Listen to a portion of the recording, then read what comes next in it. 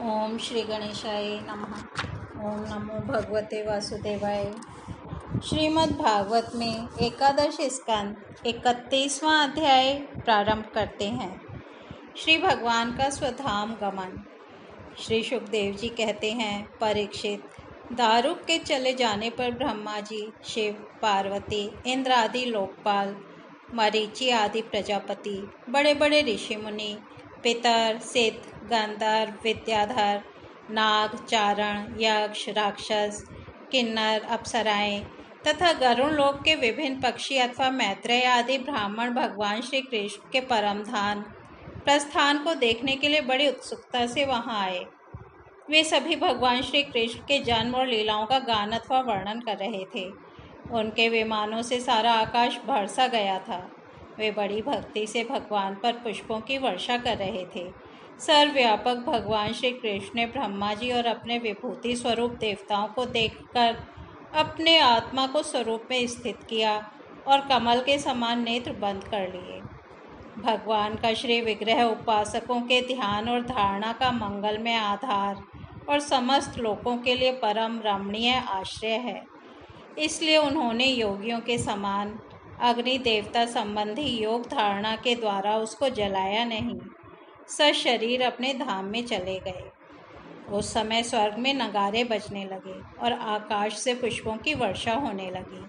परीक्षित, भगवान श्री कृष्ण के पीछे पीछे इस लोक से सत्य, धर्म, धैर्य, कीर्ति और श्री देवी भी चली गई। भगवान श्री कृष्ण की गति मन और वाणी के परे है।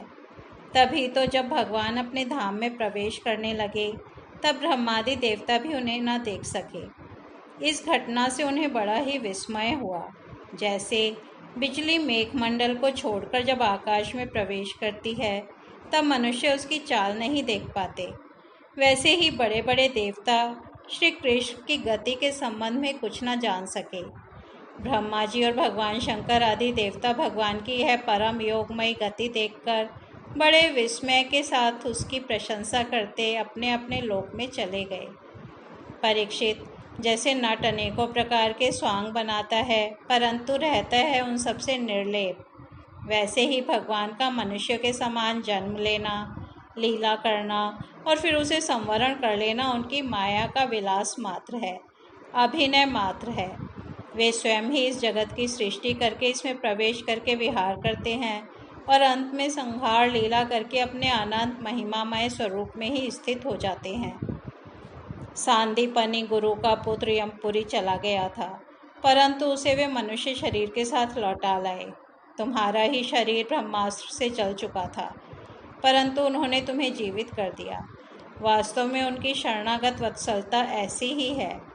और तो क्या कहूँ, उन्होंने कालों के महाकाल भगवान शंकर को भी युद्ध में जीत लिया और अत्यंत अपराधी अपने शरीर पर ही प्रहार करने वाले व्याध को भी सदेह स्वर्ग भेज दिया। प्रिय परीक्षित, ऐसी स्थिति में क्या वे अपने शरीर को सदा के लिए यहाँ नहीं रख सकते थे? अवश्य ही रख सकते थे।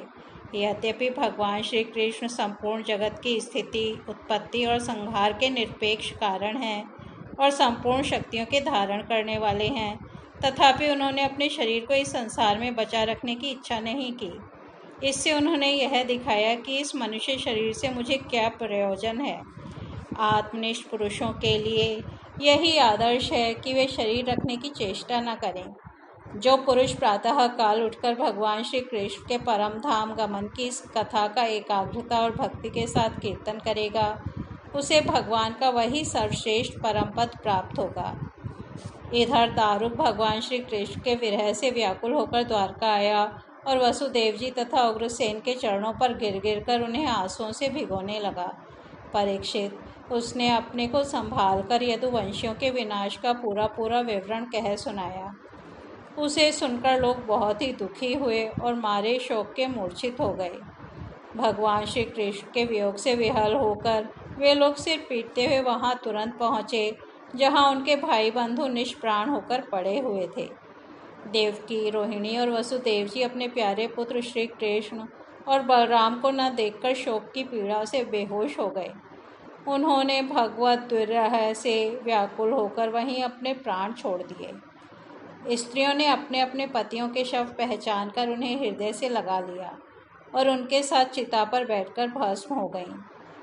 बलराम जी की पत्नियां उनके शरीर को, वसुदेव जी की पत्नियां उनके शव को और भगवान की पुत्र वधुएं अपने पतियों की लाशों को लेकर अग्नि में प्रवेश कर गईं।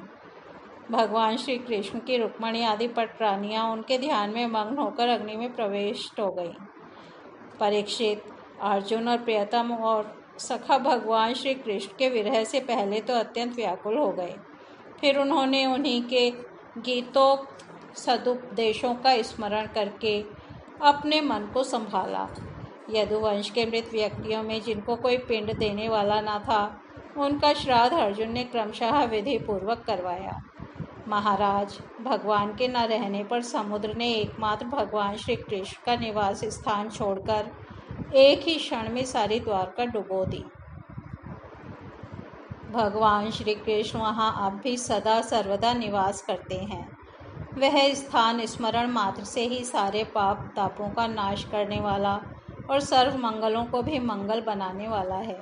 प्रिय परीक्षित, पिंडदान के अनंतर बची खुची स्त्रियों, बच्चों और बूढ़ों को लेकर अर्जुन इंद्रप्रस्थ आए। वहाँ सबको यथा योग्य बसाकर अनिरुद्ध के पुत्र वज्र का राज्य अभिषेक कर दिया। राजन, तुम्हारे दादा युधिष्ठिर आदि पांडवों को अर्जुन से ही यह बात मालूम हुई कि यदुवंशियों का संहार हो गया है।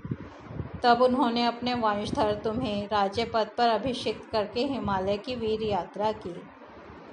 मैंने तुम्हें देवताओं के भी आराध्य देव भगवान श्री कृष्ण की जन्म लीला और कर्म लीला सुनाई।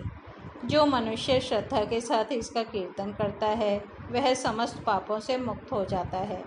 परीक्षित, जो मनुष्य इस प्रकार भक्त भयहारी निखिल सौंदर्य माधुर्य निधि श्री कृष्णचंद्र के अवतार संबंधी रुचिर पराक्रम और श्रीमद् भागवत महापुराण में तथा दूसरे पुराणों में वर्णित परमानंदमयी बाल लीला, कैशोर लीला आदि का संकीर्तन करता है, वह परमहंस मुनींद्रों के अंतिम प्राप्त वह श्री कृष्ण के चरणों में पराभक्ति प्राप्त करता है।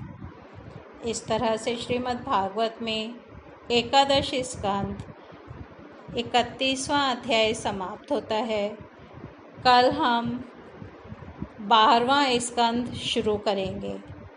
तब तक यहीं विराम देते हैं। हरि ओम तत्सत।